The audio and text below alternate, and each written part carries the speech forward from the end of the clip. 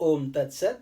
My humble prostrations to the all-pervading Brahman, to my worshipful Guruji, Swami Jyotirmayanandji Maharaj, to sage Narada and all other sages and saints, and to each of you, divine soul, watching today's satsang. So we are currently covering Narada Bhakti Sutras. We are on chapter number 3, and today we will be studying Sutra number 58. Chapter 3 is primary and secondary devotion.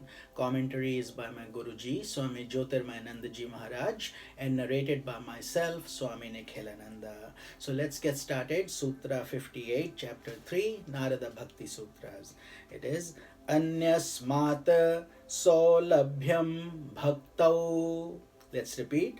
Anyasmat Solabhyam Bhaktau. I hope you're repeating these when I chant the sutra. The traditional way of teaching it is each sutra is repeated twice, so the student gets to hear the Sanskrit narration, and also there's a subtle vibration that goes within him when or her when they repeat this sutra with devotion. So that is why we should try to do it, even though it may not be fully perfect, but we should make an attempt. So the meaning of this sutra is the practice of devotion is the easiest of all others for mystical perfection. So remember, bhakti itself is devotion, and the practice of devotion is the easiest.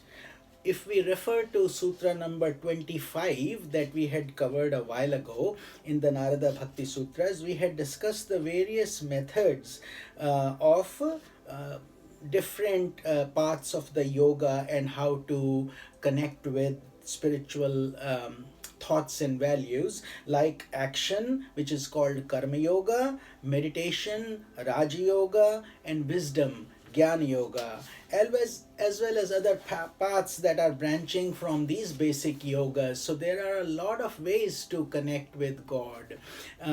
In this case though, in the Bhakti Yoga, so each one is compared to say they have issues, or we have to be careful. It's not that they're flawed or wrong, it's just that it takes a lot of care in following those other ways, because this is why we always need a guru, a spiritual guide who can avoid the pitfalls that we may fall in, and he protects us. A practitioner, for example, of Jnana Yoga, Jnana is wisdom, he must be endowed with a high degree of the purity of the Chitta.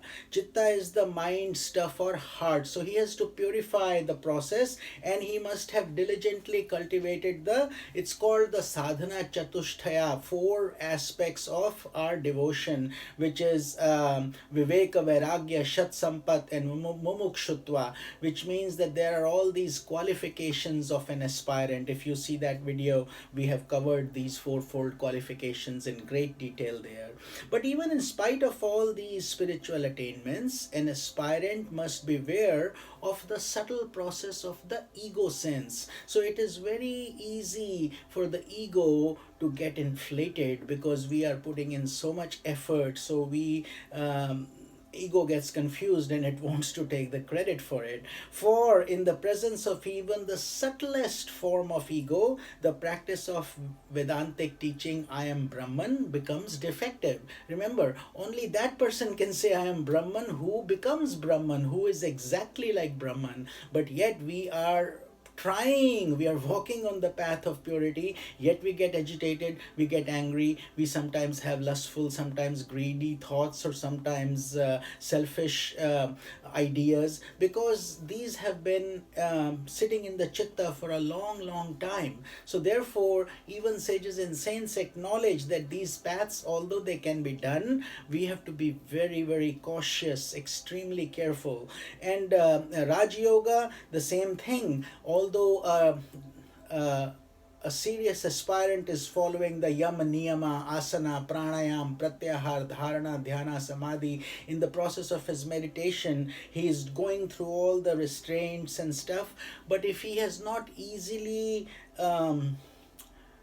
practiced, what can happen is that he may suddenly start experiencing divine siddhis or powers, and he gets lost in that. He can very easily fall off the pedestal of God realization and just be content with these magical powers, so to speak. So, therefore, there are risks in that path also for students who are not extremely cautious or serious. And the same thing happens in the Karma Yoga. Karma Yoga is selfless action, selfless service. We may be doing a lot of selfless service, but there is always the risk that a subtle pride comes in, that look how much I am donating, or look how much charity I am doing.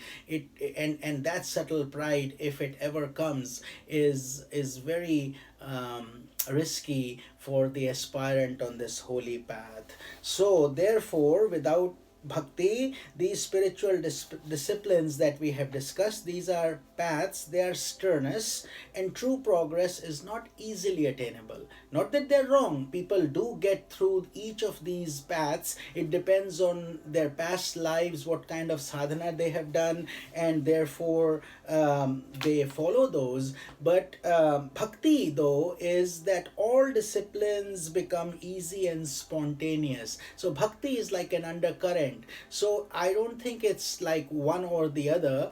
The way, this is why our Guruji and Swami Shivananda, our masters, they teach us integral yoga, which means combine all the four, make a blend of it. But bhakti definitely plays a key role so that the ego is always sublimated. Therefore, bhakti is very important, if not essential ingredient in all forms of spiritual movement. But if a person is only following the path of bhakti itself, devotion is the means as well as the end. And there are many, many examples like this, whereas Chaitanya Mahaprabhu, Meera, Shabri, Ramakrishna Paramhansa, all of them attained God through bhakti alone. They were not doing other things. They were just totally resigned and devoted to God. So this is independent path by itself also, but yet when you combine it with the other paths, it is, you can achieve the end result much faster. And in today's day and world, where we are busy people, we are all trying to earn a living, raise a family, do things, it is certainly not easy to only do bhakti and nothing else. So therefore, for this reason, the sages and saints, like even our lineage, we come from the Shankaracharya lineage, and our Master Swami Shivananda ji has written over 300 books. A lot of people from all over the world used to go to his ashram to get guidance. And Swami Jyotirmayananda ji has been running his ashram in Miami since 1969. And in 62, he was in Puerto Rico. So basically, these sages and saints become universal emissaries or agents or spiritual guides, lighthouses, if you will, to shine that light to everyone, whoever wants it. They have risen above religion, above creed, above caste, above name and form. They have, but yet they share their wisdom equally. So they guide us that integral yoga is, in today's world, the best way to achieve God realization for serious spiritual aspirants. Integral means integrated, therefore bring a little karma yoga, bhakti yoga, jnana yoga, and dhyana yoga. But in the context of this sutra that Narada is explaining, he is trying to say, on the path of bhakti, devotion is the means as well as the end. So somebody who is totally inclined to spirituality with devotion will certainly get there through this path alone. Even every human being, we have experienced love. Therefore, divine love, and love comes naturally to a mother who has given birth to a baby. And each of us remember when we held our baby in our arms when they were born. And that bond is instantaneous. It's kind of created by nature as a byproduct. It happens automatically. We don't have to learn how to become a mother. It comes from within in our instincts, just like the milk comes in the mother automatically when the baby has arrived. See how nature takes care of every minute detail. And therefore, this bhakti is similar. As we start loving God like we love our child, only more, the love of God continues to grow. And therefore he is effortlessly able to bring a great transformation in his personality, just because we have experienced love. For most of us who have loved, either we had a beloved, or we loved our parent, or we love somebody significant, we already know what that love feels like. Except when you do this more and more towards that divine energy that has given us our breath, our body, our life, and all the resources, that love starts to multiply and grow. So since Bhakti Yoga is founded from beginning to end on self-effacing love, a devotee has no risk of being carried away by the grandeur of psychic powers, fame, name, wisdom, etc. Whereas those other paths, if they are taken independently without bhakti, do raise that risk, because they require extreme caution. So I hope this deep sutra helped you. I hope you could relate to it and it makes sense. Some of these really require us to introspect deeper and almost do meditation on them. That's how deep these sutras are. So we will cover the next sutra tomorrow. This is Swami Nikhilananda. Om Tat Sat.